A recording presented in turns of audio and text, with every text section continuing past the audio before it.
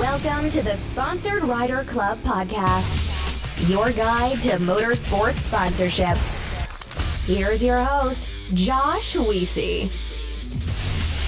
Welcome to this episode of the Sponsored Rider Club podcast, which is powered by AMSOIL.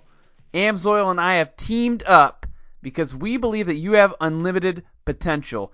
This show exists to help you find it and set it loose on the motorsports industry. We believe that with the right mindset, coupled with focused and consistent action, that we can make motorsports an unstoppable force. By empowering riders and racers with the knowledge they need and crave to grow their program, we can exponentially improve and grow the motorsports industry. Now, I want to tell you a little bit more about AMSOIL, and actually I have a story I want to share from a recent encounter I had with selling my garden tractor. So listen to this. And I've actually told this story before already on the live show, but it's just a fun one. So I've been running AMSOIL in my tractor for the last 8 years, and I've taken really good care of it. And just recently I made a decision to sell it. So on the ad I put, consistently use synthetic AMSOIL. And also when the guy came out to buy it, he was looking it over. He's like, wow, I can tell you really take care of this. And at the time it was a little dirty actually. And I was like, why do you say that? He's like, well, I mean, you got the AMSOIL sticker on it. And then he also was looking over at my spare. I basically had spare oil to give him. And he's like, yeah, I think you're the type of person I want to buy a piece of machinery from.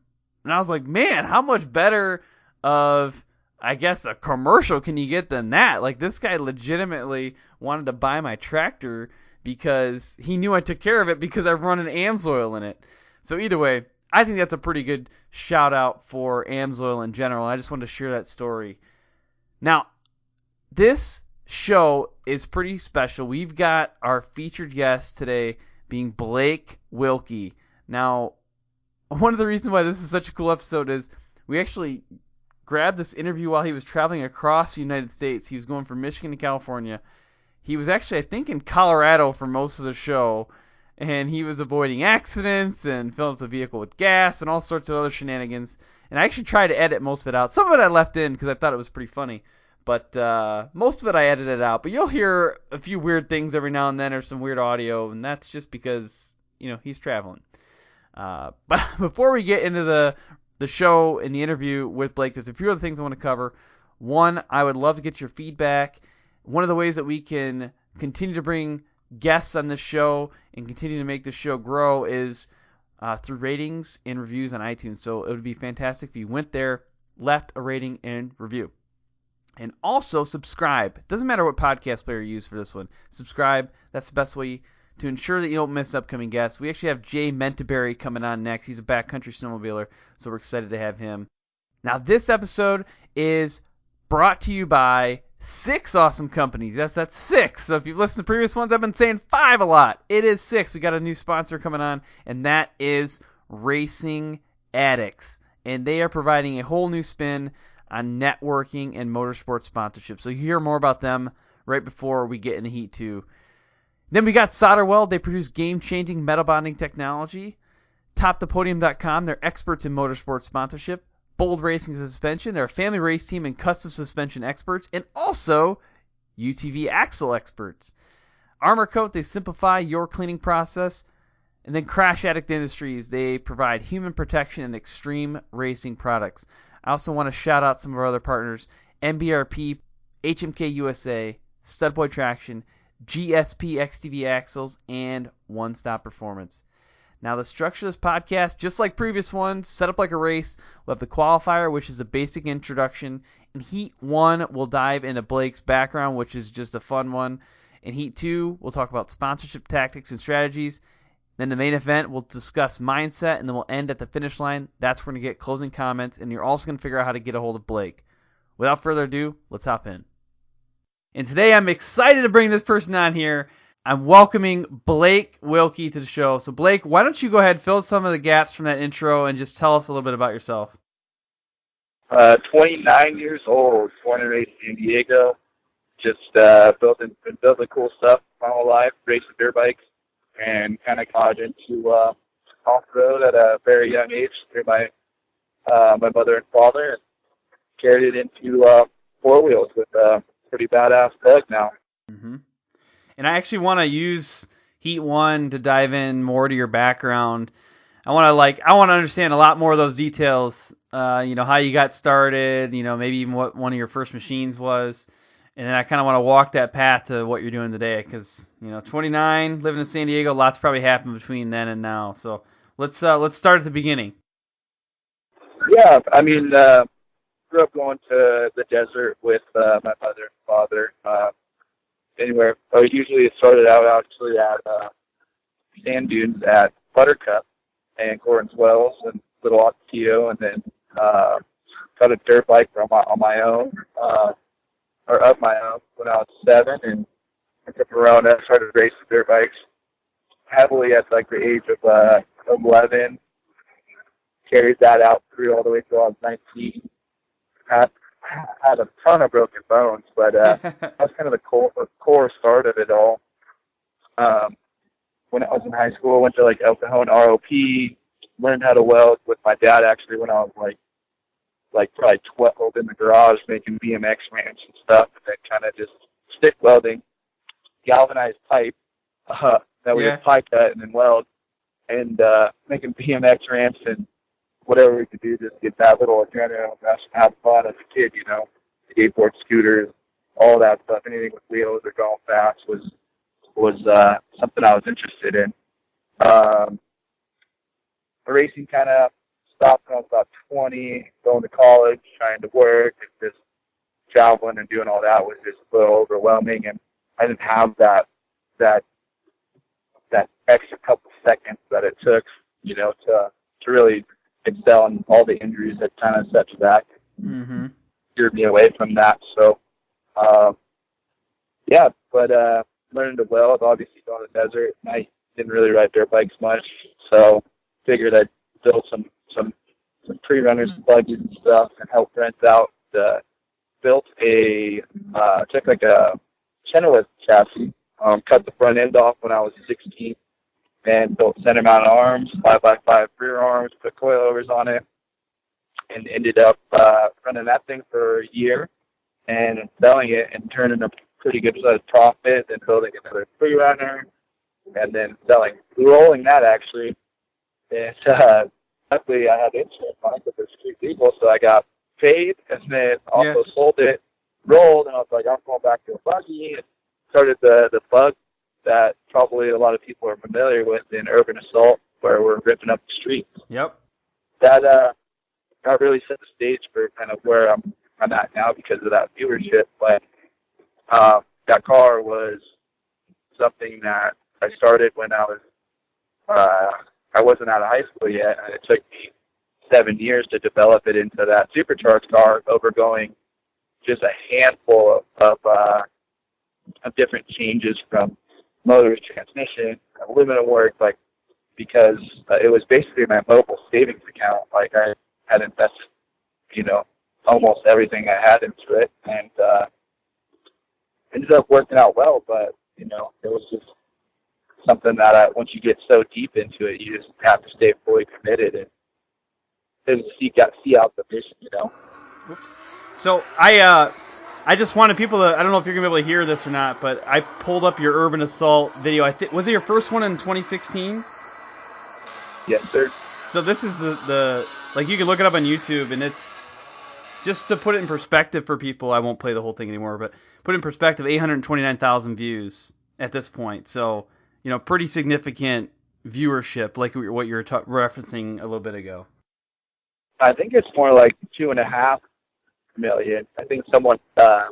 I might have a repost here. I think I do. Yeah. Yeah, this is somebody else, so that's incredible. So that's just somebody else that took it and shared it, or put it up as if maybe it's as if their own thing. But yeah, so there's, just put that perspective, for people listening. Like, I know I get excited if I get 2,000 views on something. That's massive. That was on YouTube. On Facebook, it went completely viral, man. I mean, like Muscle King, Speed Society, Murder Nova, Gas Monkey Garage, all these other accounts posted the video. Yeah, that's massive. And look at this crazy dude, Inside Edition, did an interview with me.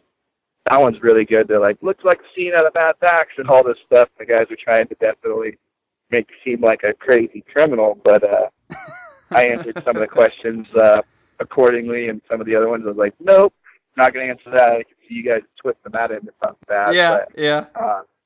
On Facebook, it got probably upwards of like 60 to 70 million views. Holy I lost cow. track. That's incredible. Yeah, so it was worldwide, man. No doubt, man. And I sorry to I kind of interrupted you there, but I just really I want to enforce how important good quality content can be, and like you don't actually know until it happens how massive or how viral something can go. I mean, this is a good example here. You know, Ken Block's Gymkhana, and that whole series, the XP1K videos that Mad Media has been doing also with RJ Anderson, and Levi LaValle has his own cool little videos where he's out taking a sled around the streets. Like that stuff it's big time virality, like, you know, through the roof. So go ahead. You can get back in your story now. I just get excited about that stuff. Oh, you're all good, man. Yeah, I mean, it was something that we did where we didn't have any expenses except a little gas money. Me and my friend went out and filmed it because I was selling the car overseas to a gentleman in Qatar, which is another awesome edit. Anyone listening to you should watch. It's called Shreddy Life Qatar. But so I was selling the car, and this is like a last hurrah. So rip up the streets of San Diego, film it, have a little fun, do what we've always wanted to do, and then off the car, you know, halfway across the world. And so it didn't cost us anything. And still, to this day, like when we go to off-road expos or events, like it is so heavily talked about. It's unreal because it's stuff. And those impressions in that video is just so punk rock, so core to like just being as real as it gets, that I think that's why a lot of people saw it being relative or like attainable with something that they've done in their daily drivers or whatnot, you know. It was really cool. And that's a really good point too. What you just said, it's something attainable, right? Something that people feel like they could do. That makes it more personal. It makes the content more real for them, you know. And that's probably part of the reason why you're seeing such good results from it. Yeah, we've kept that mentality throughout the realness since that happened. You know, we did Urban Assault 2. Obviously, we couldn't do it illegally with you know, having to represent other brands and stuff. So we have to do that one right. But I mean, we shut down Fremont Street for Urban Assault 2, like in Las Vegas, and brought in a bunch of rad urban elements to it, like a street painter, James Hawk. We brought a cool DJ and included him in the mix, but the features with like the K-Rail whoop section, the big tractor trailer, digging a 90-foot double on an abandoned dirt lot, jumping into roof shingles, and just the sound and all that. It was cool to have everything choreographed in a sense, and see that unfold on a much more professional scale. Yeah. And then be involved in that. Just I get to tear it up, man. That's what I want to do all day. You know? I think it's awesome. And you know, I actually want to talk specifically too about where you're at today, like exactly where you're at today. So for people listening, Blake is driving right now from Michigan all the way back to California, right? You're going back to San Diego? I am. I got 3 friends in my car. They're probably like, what the heck? Who is he talking to? We're just cruising. We're almost to Denver. We've been making good time. We're going to stop in Denver, hike there for a day or two. We're documenting the trip. My buddy Bam Bam Photography, he's documenting the trip on the way home. My buddy Evan with Black Hat, he's actually editing pictures from the Midwest Dirt Fest. Yeah. Where we're at this weekend, and my other buddy Kevin, he's actually driving the rig right now because I drove for like 9 hours yesterday and like 4 hours this morning, and I was like, I got some things I need to do on my phone. You want to drive? He's like, sure. So it's cool to have friends with me this time on the way home. Yeah. On the way out there, I didn't, and yeah. So this is cool. It's exciting. We're gonna do some fun stuff on the way home. Good. And then I just also wanted to say, now it's not where you're at today, but it was where you're at a couple weeks ago. You were at my sand dunes. That's what I call them, my sand dunes. The Silver Lake sand dunes in Michigan. I know most people are like, what? Michigan has sand dunes?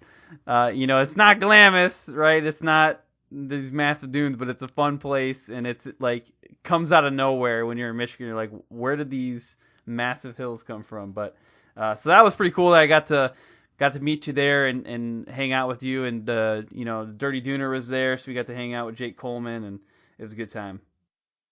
Yeah, and the way it all unfolded was I went with HP Tuners on the Hot Rod Power Tour, where it's 7 stops in 6 different states, where it's like a car show every day with a destination every day where you get to drive some really beautiful scenic routes and stuff.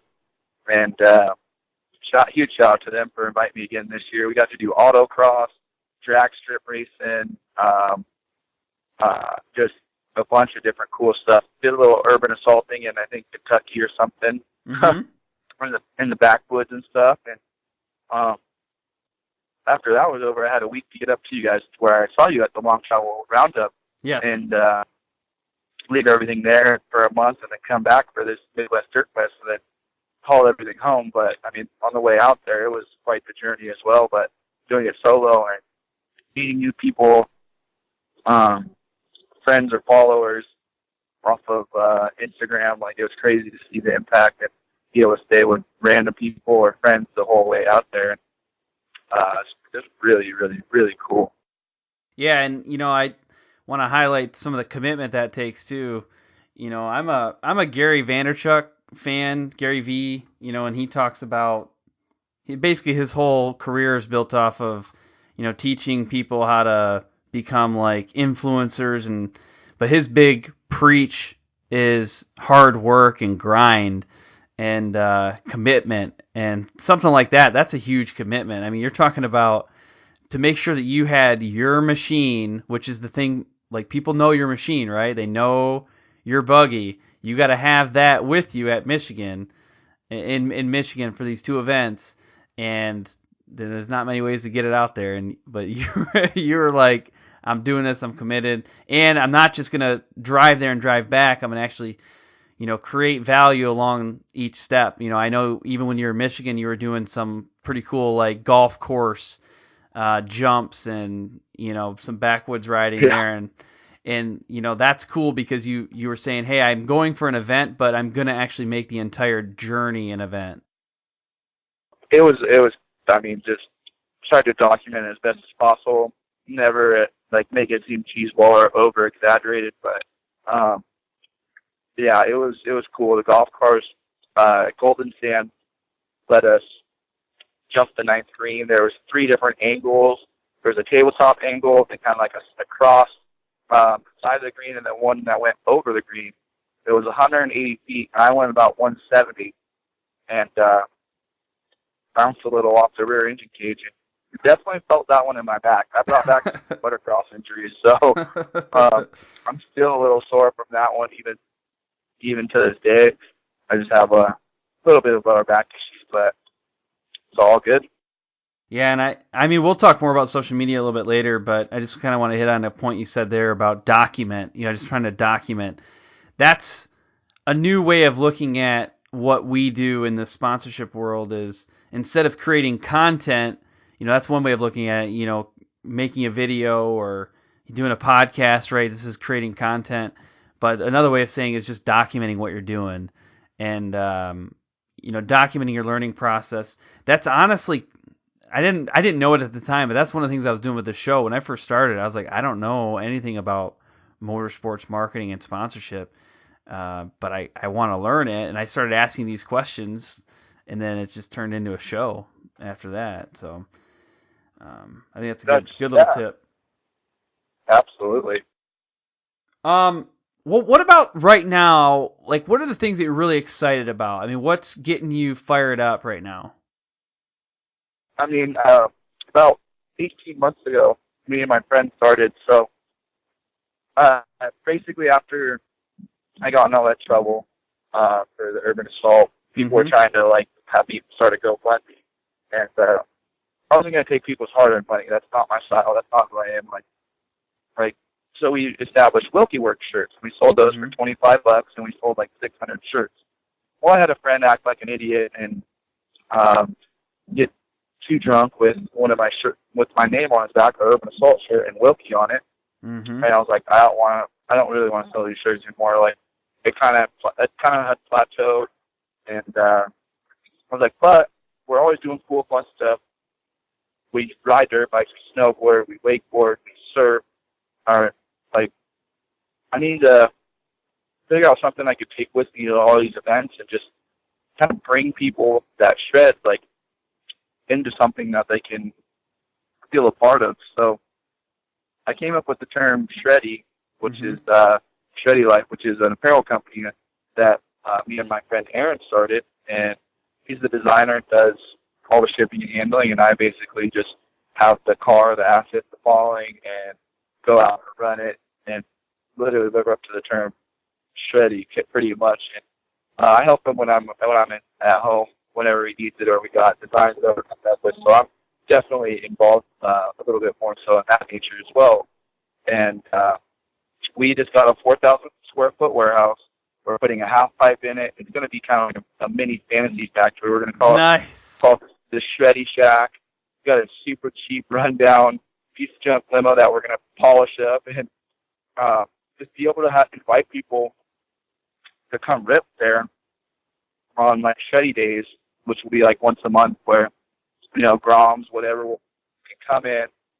They can get apparel for, you know, super cheap. They can hang out, skate the little park that we're going to have inside, and just vibe out. So this warehouse is super exciting to just be able to put everything I have in like one little warehouse, because right now I have stuff spread everywhere, like my dirt bike, my little stand-up jet ski, the bug, like everything's in different locations, and it's not a mess, but it's just to have everything in one spot where it's like you can come in and just pick your potion for that day and pull out the dirt bike and go ride, pull out the jet ski and go hit the water, you know. It's and it'll be cool just to like make this place our own and be super organized with that now, and just try to turn that into something, because it's definitely got some good momentum, and want to keep that up and not stay stagnant, you know.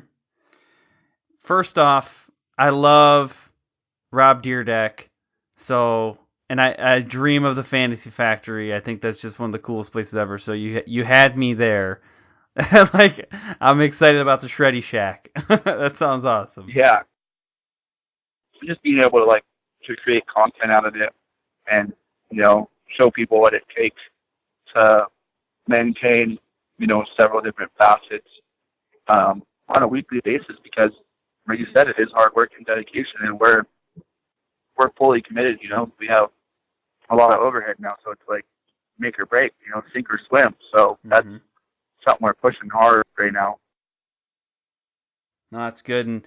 And honestly, just to kind of build off of my personal branding rant a little bit ago, what I see you did is looked at you had this content, right, that you created in 2016, Urban Assault, and obviously you already had a bunch of experience and good connection in the industry before that, but like you create this content, it goes crazy viral, and then you saw the momentum then as well and took advantage of it, and you built on top of that, and you tried a few things. Like, you know, people always say, like, yeah, I tried that, it didn't work. Well, that's what happens. You know, you tried the Wilkey shirts, and it kind of had a weird thing that happened. You just shifted gears. You didn't stop and give up. You're like, I'm just going to change the whole thing up and create my own brand, you know, Shreddy Life.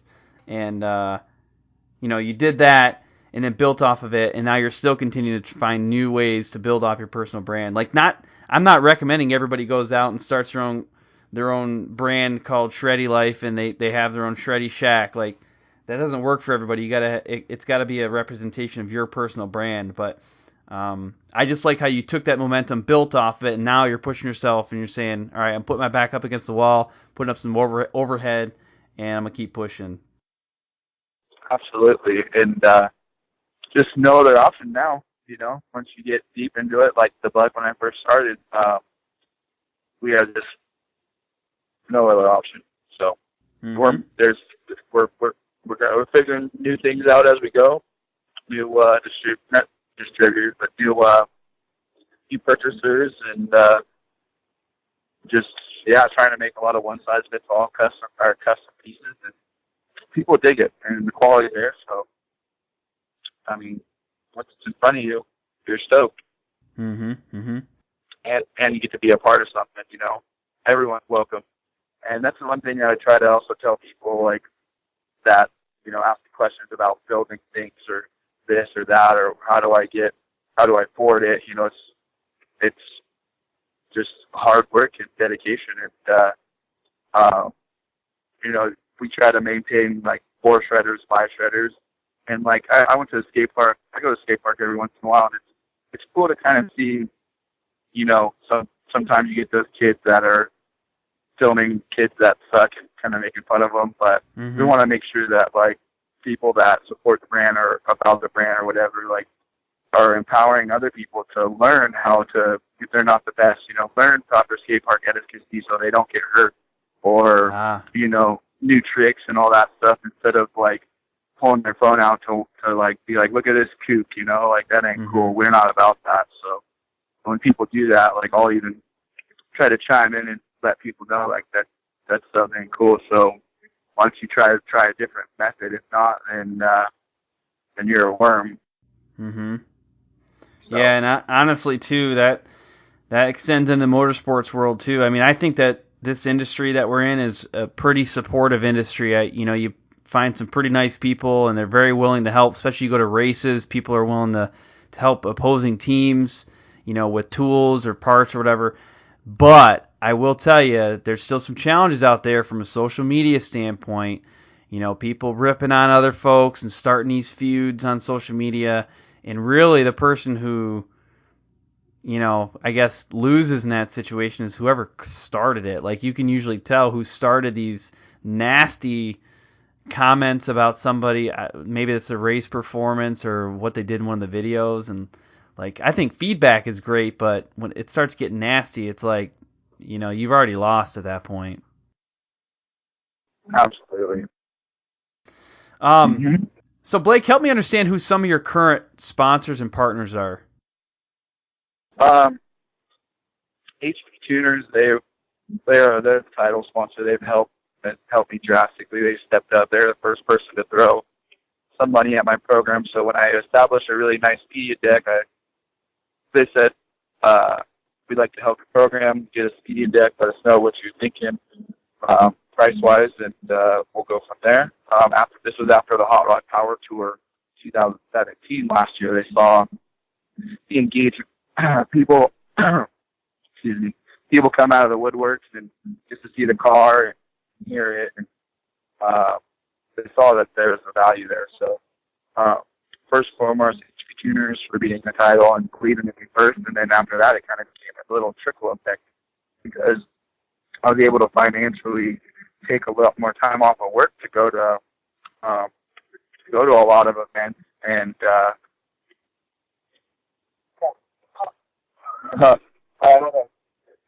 Jen was coming in hot to the corner. Oh yeah, I was like, I lost you there for a minute. I might need to keep that one in there. I was about to write a note to edit that out, but that's probably important for people to know that it's true. You are actually driving somewhere. Yeah, with probably like 22,000 pounds of weight behind us in this 40-foot trailer with the bug and everything. Yeah, we had to get fuel, but we came into this corner pretty hot. But Gladiator tires as well. They have an awesome tire, a mother and also an AT that both I haven't had any issues with for the last year and a half, which is pretty outstanding. Like in my eyes, and I have pictures where I'm literally landing super hard on the Suzuki brand. Yeah. I go straight, Kevin. But yeah, Method wheels. They providing us all the wheels, man, for my truck, trailer, bug. They're rad company. They didn't want me to race. They didn't care about me racing. They just want me to keep doing what I'm doing and having fun and being real. You're not gonna make that, dude. Come on. Sorry, I'm having to coach him right now. He's driving the big old long trailer. But so Method wheels, Fiberworks makes the glass. They help me out with glass. PRPC. I've rolled the car a couple times, and their seats and harness have definitely kept me safe with that and tool bags, all that good stuff. And that's a look. There's so many people that have like helped me out. Key shocks, next level with motorsports with my aluminum when I do roll it. KC Light, Rugged radios for all the communication stuff. Let's see. Dude, cryo heat for like treating axles and CVs. There's just so many components and so many people that have opened up. That was pretty impressive, honestly, coaching somebody driving and then also going through a list of like 20 sponsors. That's pretty good. Yeah, right? Let me see. Let me pull up a little. Here we go. I got this now. Now I got my list, dude. There it is. Flowmasters, they help out with a little bit of funding and whatever product we need, and sometimes events and stuff like that.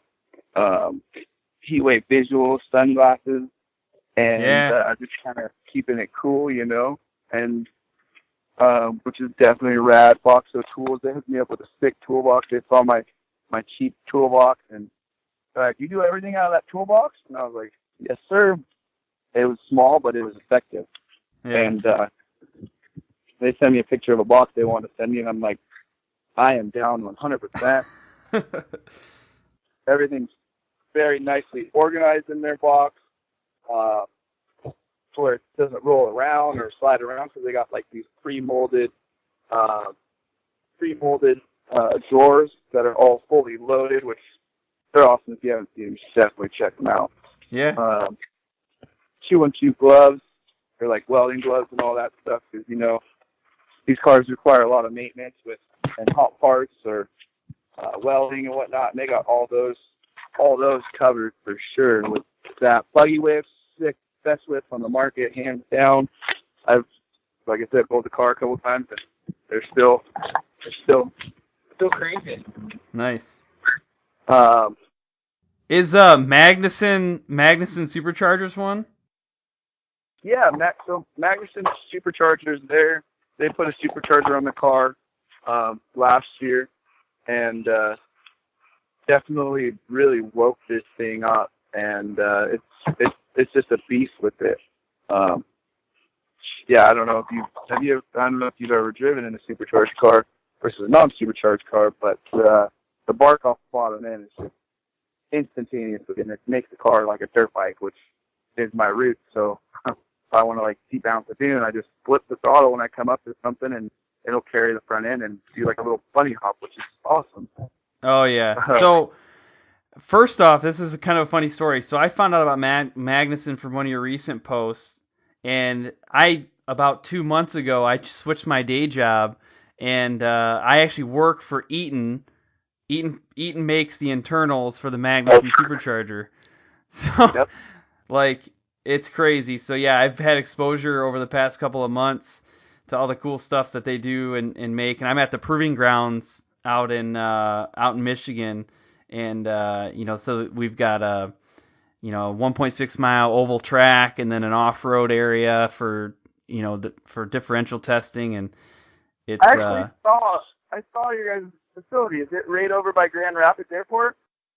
No, that's not us. We are over in like off of the main strip of 94, like it going down it's the main road, that's the main interstate that's going across the bottom of Michigan. About right in the middle is where it's at. But you got to get into the boonies to see us. Gotcha. But, So, Yeah, it's pretty cool. They got a lot of cool stuff going on there. But it was like, as soon as I saw that, I made a connection. I was like, oh, now that's cool. So I kind of sponsor you in a very, very, very indirect way. I like it. Well, thank you. Thanks for that. But okay, that's good, man. That's awesome list. And honestly, there's even more. There's even more, man. I'll just run through them real quick. This is crazy. This has got to be a record. There's even more. There's like Molinex Racing engines. They put together my engine for me for a really killer deal with a Crowler cam in it. Crowler, they're San Diego boys. They donated a cam. Powder One, they do all my powder coating, high performance with fuel line stuff and throttle body and whatnot. And I think that's it now. Yeah, that's it. Got 'em I think the record on the show was 36. Can't remember if that was from Walker Fowler, maybe. I think on episode 54 he had like 35 or 36, and then I think Kristen Matlock had a ton because she races too with her husband, and they do all their deals together, and like, yeah, it was an incredible amount of sponsors. So yeah, I usually write them down. Yeah, they are. So if you have people listen to this show, you definitely need to go back in time and listen to Kristen Matlock's episode because one, she's on fire, but two, she like walks through how she set up the relationship with Polaris Razor, which is a pretty cool story. So, but yeah, that's good stuff, man. I really appreciate you walking through that list. What I want to do next, actually, I'm going to take a quick break. We're going to thank the sponsors for this podcast, and then we'll hop back into the show, and we'll talk about sponsorship tactics and strategies. Awesome. What's up, everyone? George Hamill here. As a professional off-road racer, I'm always seeking a competitive advantage. My vehicle, tools, and products must perform flawlessly for me to excel on the racetrack. I only use products that help me succeed and provide me an edge over my competition. One critical area that affects racing is weight, and this is certainly true for UTV racing. Mud, dirt, and grease can accumulate under the vehicle and on the tires, decreasing speed and performance. So in 2017, we partnered up with Never Lift Racing and their amazing product Armor Coat. This spray-on product performs. Not only does it reduce the effect of mud while racing, but it also makes cleanup quicker and gives my vehicle a professional appearance on race day. Armor Coat spray is a critical part of our race program. Grab some today. You'll be amazed. Whether you are a professional racer like George or a weekend warrior like myself, Armor Coat can make a huge difference in your life. Armor Coat from Never Lift Racing is a unique solution formulated to help prevent mud, clay, and ice from sticking to the surfaces that you treat. This cuts your cleanup time in half while keeping your machine looking new. So I want you to go check out ArmorCoatProducts.com for the latest off-road care products. What's up, everyone? This is Mike Pasquarella, founder of Desert Vets Racing. When the team goes racing, we always have our SolderWeld products with us. Keeping the cars in the fight is our number one concern. With SolderWeld, we can do that. SolderWeld is a leading company in the U.S. for aluminum repair. They specialize in radiator repair on the fly. If you're stuck in the middle of the trail or a race with a hole in your radiator, oil pan, or canister, or even an aluminum line, you can fix it right then and there in a matter of minutes with their AMSOIL aluminum repair rods and flux. It's the only complete and lasting fix in the off-road community.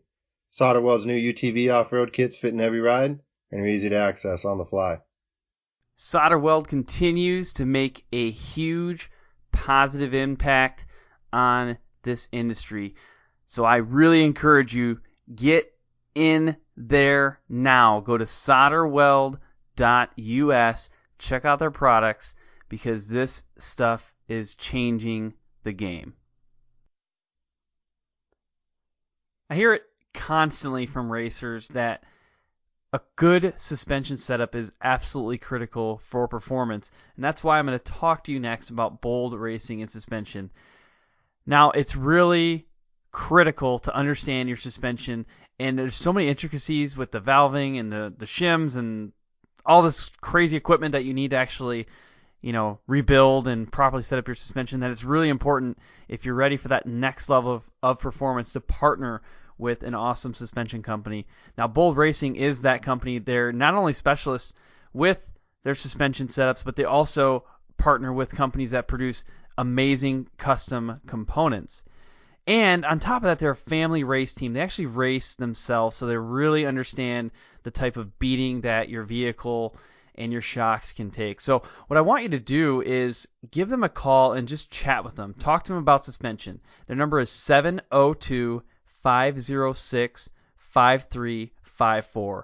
If you're not ready for a phone call, go ahead and shoot them an email, bold.racing@yahoo.com. I am constantly asking the guests of this podcast how they attract and retain sponsors. And on almost every single occasion, somebody gives an example of a resume. A rider or a racer resume is extremely important to your overall sponsorship pitch and proposal. And it's tough to do. I mean, it's not really the easiest thing. Anybody can go through and put together a resume, so don't get me wrong there, but it's really difficult to get something that's like unique and different and stands out, and that also is something that can be put across multiple platforms. Well, that's one of the things that I want to talk to you about next, is how topthepodium.com can actually help you build a race or rider resume that can be used on multiple platforms. I'm talking like website, PDF, something you can print off that's interactive, that looks fantastic. It looks absolutely professional. Well, that's because it's made by a professional.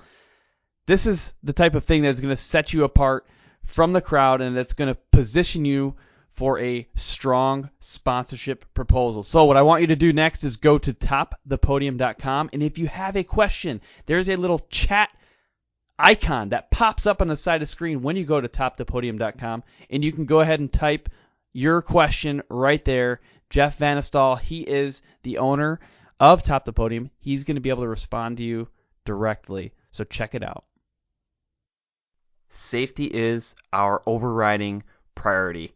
I hear it all the time, but I have to ask myself, is it though? Is that the first thing we think of? Is that the first thing you think of? Over the past couple of years, we've seen the performance of production UTVs increase, somewhere around 350%. That means these machines give us a lot more opportunity to have fun and win races, but it also, unfortunately, gives us new opportunities to crash. And that's why we have partnered with Crash Addict Industries. The owner, Travis Pointer, became very accustomed to crashing early in his career. He saw it as inevitable, and he set out to make the process safer. With a passion for racing, welding, and engineering, Crash Addict Industries now produces full cage and other protection systems intentionally designed to protect you during an accident on the track. They also offer a line of human protection products through their vendors. Do this for me at this point. If you're racing with a stock cage right now, please go check out crashaddict.com and at least see what they have to offer. Even if you choose to go with a different company, please make safety your overriding priority. Are you ready for an entirely new approach to motorsports sponsorship and networking? I'm assuming the answer is yes, because why else would you be listening to this podcast? We are excited to be teaming up with Racing Addix. They are legitimately questioning and challenging the status quo on sponsorship. Once you become part of their network, they will first off sponsor you directly, but then also help link you with other companies who are dedicated to making motorsports better and providing you with additional sponsorship opportunities. This is crazy stuff. If you're excited about this, then join the club. Your next step is to head over to the social media and find Racing Addicts, give them a follow, and stay tuned for what's next. All right, welcome back, everybody. We're in Heat 2 now, and we've actually already been talking a lot about sponsorship tactics and strategies. We've snuck that into the intro section and the background section, but that's okay. We're going to kind of dive deeper. What I want to know, Blake, if you can walk us through one or two examples of how you built a relationship with the sponsor. So that means how did you find them, or maybe how did they find you?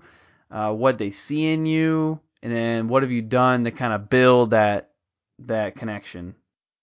I think where my value comes from is just keeping it real and being being like a real figure of a blue-collar boy who's working construction and kind of got out of construction now and is doing part-time at the shop and just traveling and get to have fun and going to these venues and having a really detailed platform, and or I guess you could say I call it my shred book, which is my media deck that shows the value and the worth of me attending and engaging and actually being face-to-face with everyday consumers.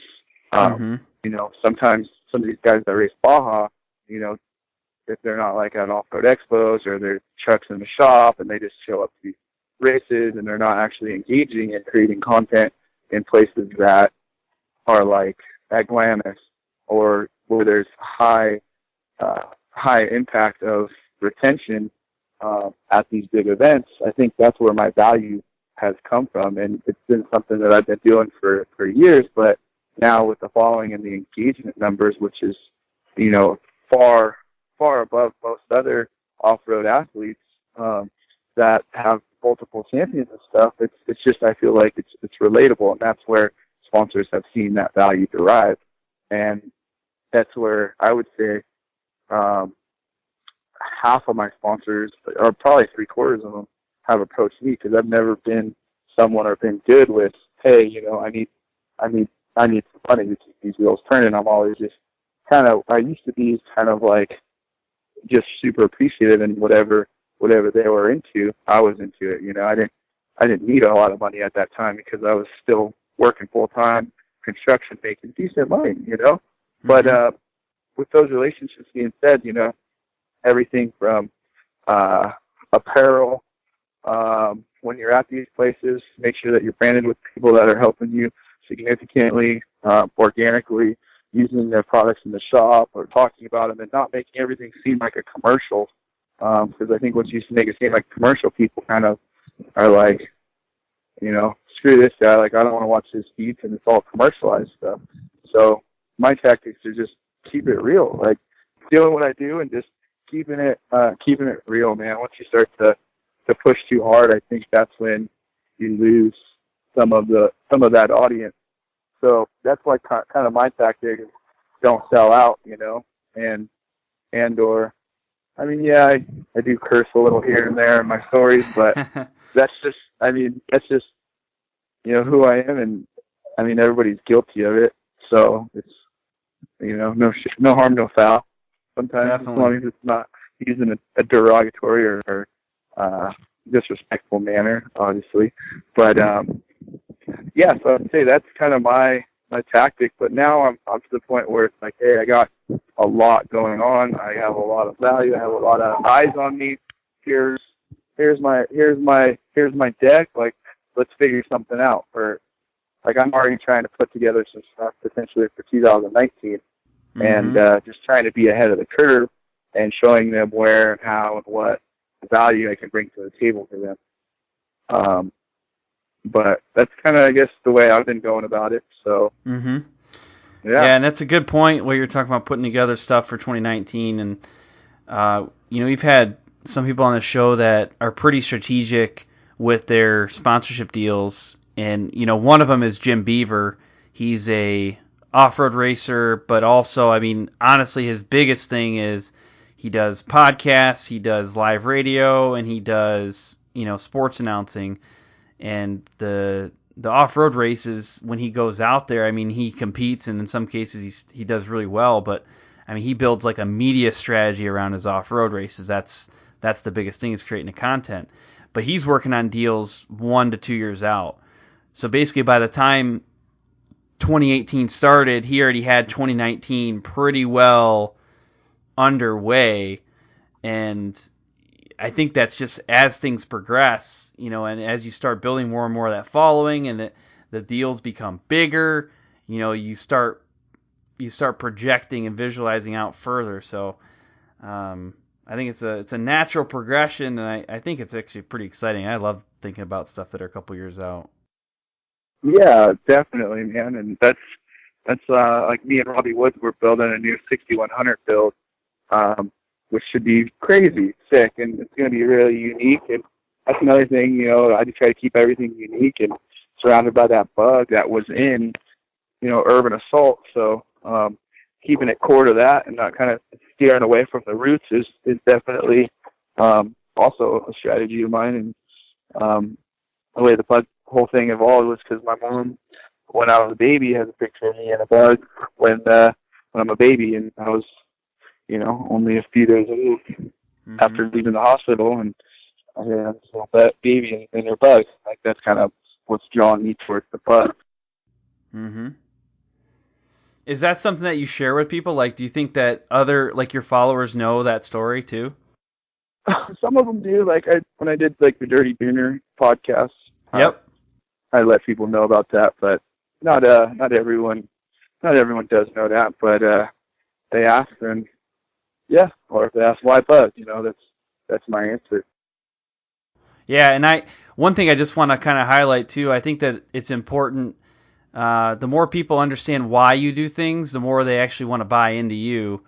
Simon Sinek, he's a pretty popular, I guess, like leader in the self-development industry, and you know, that's one thing he says: people don't buy what you do, they buy why you do it. So you telling me that, like, I drive a bug, why do I do that? Because it has a deep emotional connection to my childhood. Like, oh man, that's like 10 times cooler than just like, I think they're cool.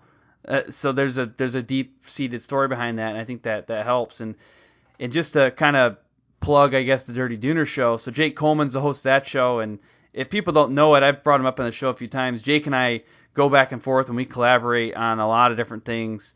So like your show that you did with him was one of his best shows. Like it had a huge number of downloads, and it was a good target. But I wonder if something like that played into it. If you shared some of the behind the scenes like whys, I wonder if that played into it being a really successful show for him too. Yeah, I think it was just I don't know. I think it was people wanting to know, you know, and having those kind of questions, because it's not something that I really always just threw out there, because it's a lot of information to just be able to pump all that out. So this is kind of like a one and done show. Yeah, and I mean, one thing too, I just kind of want to touch on, it's just going back to the podcast reference, and actually something we mentioned earlier about the off-road industry or snowmobiling. You know, there's a lot of snowmobilers listening to the show too. They tend to be pretty helpful. I mean, yeah, there's some, I guess, scumbags out there that try to, you know, bring a lot of negativity into the situation, but for the most part, it's pretty helpful. So if you look at the podcast world and off-road and motorsports, it's pretty small. There's not a lot of people out there doing it. But I mean, I just mentioned Jim Beaver and I just mentioned Jake Coleman. They both produce shows that, like, in theory, we compete against one another, right? Like, you know, we're all on the automotive podcast spectrum on iTunes, but literally, like, Jim Beaver he's one of my mentors. Like, he gives me very specific guidance on how to help, you know, get strong guests on the show and how to get good content out there. Jake's the same way. You know, he hooked me up. Maybe it was a little bit indirectly, but like, he hooked me up with you. So he invited me to come out to the Silver Lake Sand Dunes. You were there. We made that connection. You know, he helped me out with a place to store my machine there for a little bit, and those things like that. It all kind of, there's all this like interlinked web where you'd think there's competition, but in the end we work together. You know, hopefully I've helped Jake's show grow. You know, I know he's helped my show grow. Same with Jim Beaver. Like, in general, then the entire motorsports industry, I'm hoping, is growing as a result of our efforts. And then that means that we have more access to other companies to grow it even further. So it's a pretty interesting web of networking and how you serve others and how it comes back and helps you. Absolutely, man. And yeah, I've actually been on both of their shows, so yeah, it's really cool just to see everybody work together and having a little bit of different angle and approach and stuff to talk about, you know? Right, definitely. Plus, hopefully it gives, you know, for example, for you, you said you've been on all those shows. Like, that gives you another avenue. You know, the listener base for my show versus Jake's versus Jim is slightly different.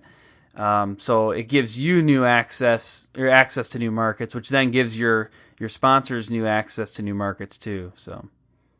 Yep. I like it. Oh, but gosh, that was a rant. That was an absolute rant on my part. I need to back it down, man. This is your interview. This is not the Josh Weesey rant show. Dude, no, it's all good, man. Well, you know, one thing that I wanted to ask is if you've ever run into a situation where things didn't go well with a sponsor. I like to ask that on a show just to see if there's a moment where it didn't work out, or you thought it wasn't going to work out, it was a low point and you had to change your strategy or whatever. But did you run into that in the past? I mean, there's been talks where you think some money's going to come in and something falls through, or there's other structures in the company that change and stuff. So like, there's sometimes been false promises, which will set you back a little bit, or this or that. But I mean, you just have to roll with it sometimes, and so you get it. I guess don't lock it in. Don't feel like it's 100% until you actually obtain it. So besides that, I mean, then usually I think all but one has ended up coming through, but sometimes it takes longer. And I mean, you just can't let it deter you. You just gotta make it work harder, and maybe work on that relationship for the following year, and make sure that they're in a good basis, and plug them a little bit, and still show them a little bit of love, even if they're not able to do it. Like, you just can't get bitter about it and be like, oh, I was like, well, they wanted to help me in the first place, and so when some stuff went south, not on their end. If it is in there, then bigger and better things. But you can't let little things like that or something like that put a stop in anything, or keep you from pushing hard. Yeah, I don't know if this is the right methodology, but this is one of the ways I viewed it is you assume, or I guess you just put yourself in the worst case scenario and you say, all right, it's not going to happen, but what if it did? Or like, now I'm going to make it happen. I'm going to build on it. But if it doesn't, I'm okay. But if it does, it's amazing. I think that helps reduce the stress level at least. But, if you're fully committed and you say it's going to happen, well, then great, it's going to happen. But at least worst case scenario, if it falls through, you're still good. You have other options. Absolutely. Good. Well, I want to talk a little bit about social media too. We've talked about social content virality. You were saying earlier when Urban Assault came out, I mean, on YouTube it had a ton of views, but on Facebook it went nuts. And you've been doing well on other social media platforms, nowadays, get good engagement. So tell me a little bit about your social media strategy. What kind of platforms are you on and what do you prefer? And, how do you kind of determine what content to share? It's just kind of like everyday life, man. I mean, showing the struggles, the hardship, the realness of it, the work put into it. I use my Instagram and my Instagram story probably the most, just because we can always be fresh, and like, it's almost like I've had people, like the term, what would Jesus do? I have people that are using the term, what would Wilkey do? And it's pretty cool to see how many people engage with that. And I mean, the DMs, I try to answer my direct messages as best I can, because I get crazy amount of them. But Instagram is my number one. I link everything to Facebook, because a lot of times stuff can get shared on there a lot easier, and has the potential to go maybe a little bit more viral and stick around and have other people share and whatnot. So definitely use those two the most, and then just also trying to do like a new Urban Assault every year now. That I've become established. That's something that all the partners involved were really happy about it, and it's something that we're going to work on for next year, and just new, creative, fun stuff. Do you ever experiment, or have you ever experimented with Snapchat? Yeah, I mean, I use Snapchat. I use Snapchat kind of a little bit more personal. I do have Snapchat and let people have access to it. But it's just, I feel like Snapchat's a little bit, like it's here and there. I think Instagram with the story on there, where you kind of keep those two separate with a little bit more personal stuff and closer friends, and then all the fans with Instagram, because it can be shared a lot easier and all that good stuff. Mm-hmm. Yeah, I've never really gotten into Snapchat, and I always, well, maybe not always, but I like to ask that question when I think of it, to understand, like, am I missing out on Snapchat? Am I not there and I should be? Because, I mean, I have an account, but I think I've posted once to it, and I was like, all right, back to Instagram. And I just don't know. I mean, and part of this is coming because literally right now I'm reading one of the Gary Vaynerchuk books, and he's just a social media fiend. And I mean, that's what he does. He studies social media, and he's like, you gotta be on Snapchat, even though Insta Stories is out there. You gotta be on Snapchat. I'm like, oh, I'm letting you down, Gary V. Yeah. I mean, when you have something that's that big, and you're that big, I think that's something that people would expect from you a little bit more so. Yeah. But it's not 100% necessary to my thought process, I guess. No, I completely get it too, and one of the things too that I like to ask what platforms people use periodically with this show, to understand, one, if there's any trends, if they're shifting, but just to see where the people are at, because I do ask about Snapchat, and very rarely do people use it. There are some folks that use it, as a messaging system, right, which is what it was originally intended for, a messaging system on more of a personal level, but yeah, so far it doesn't seem like there's a lot of the motorsports community that's sitting on Snapchat. They're hanging out on Facebook and Instagram right now. Even Twitter seems to be pretty light in the motorsports world. Other than if you get into NASCAR and NHRA, it seems like there's some more there.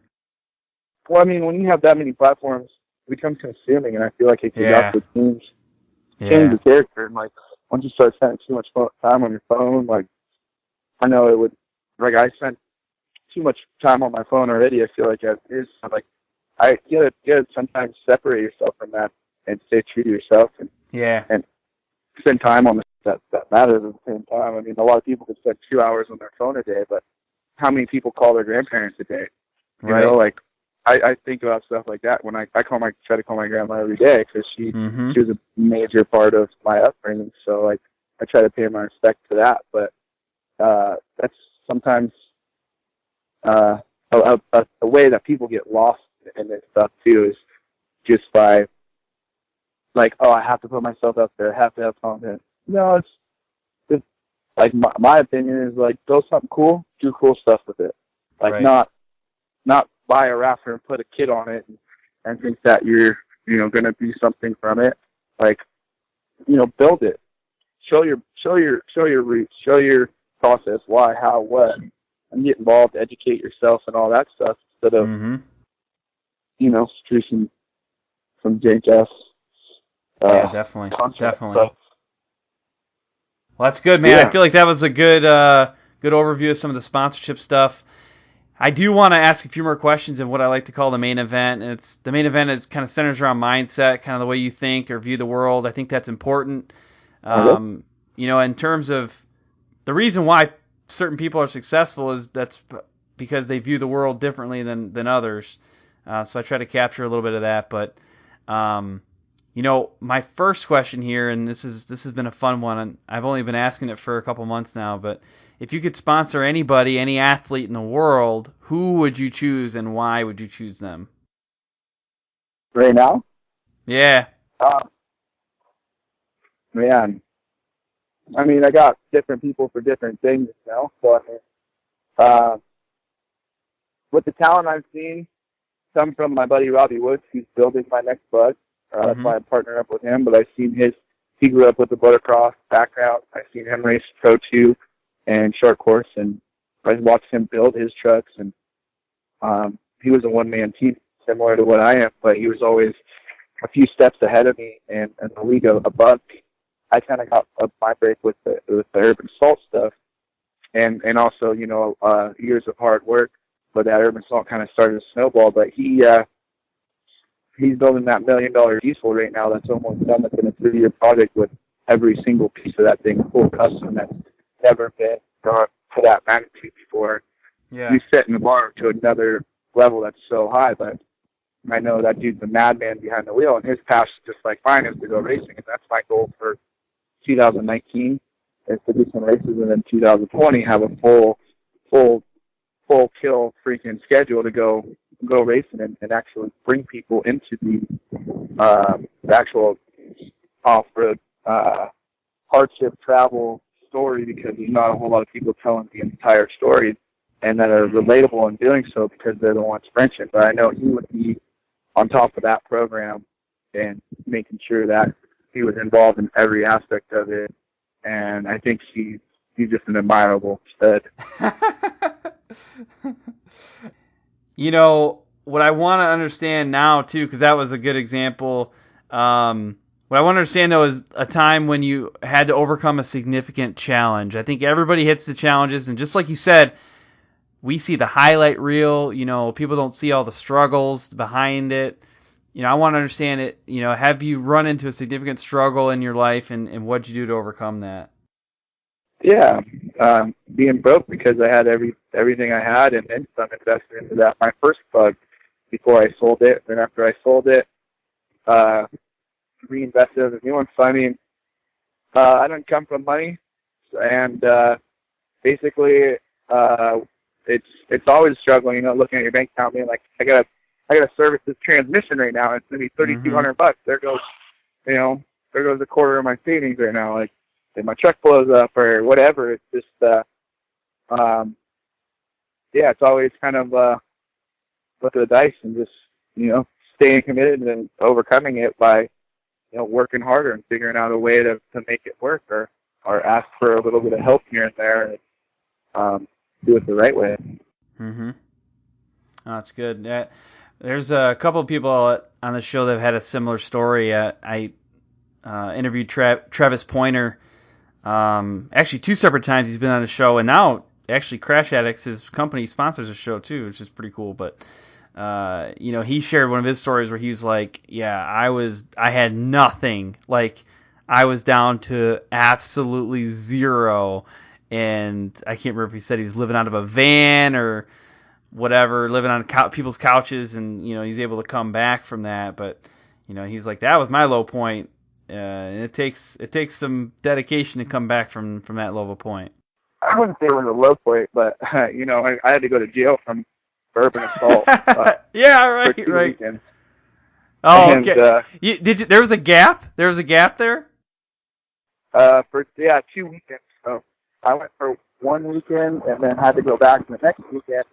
But sitting in jail, seeing some of the people that they classified me with, and because of those actions, I was just like, I didn't feel like a dirtbag by all means, but I felt like it's crazy to me that it got to this point, and I'm in jail for having a little bit of fun and not even getting caught. Yeah. You know what though? That one worked out in the end, man. With the content, like, it worked out. Yeah, and I honestly wouldn't change one thing about it. You told me what the outcome would be, or what the risk versus the reward was. I wouldn't change anything, Right, definitely. Well, that's good stuff, man. Well, actually, it's about time to wrap things up. What I want to do is kind of get a takeaway item for you. If there's one thing in this show that you want people to remember, what should that one thing be? Keep it real. Yeah.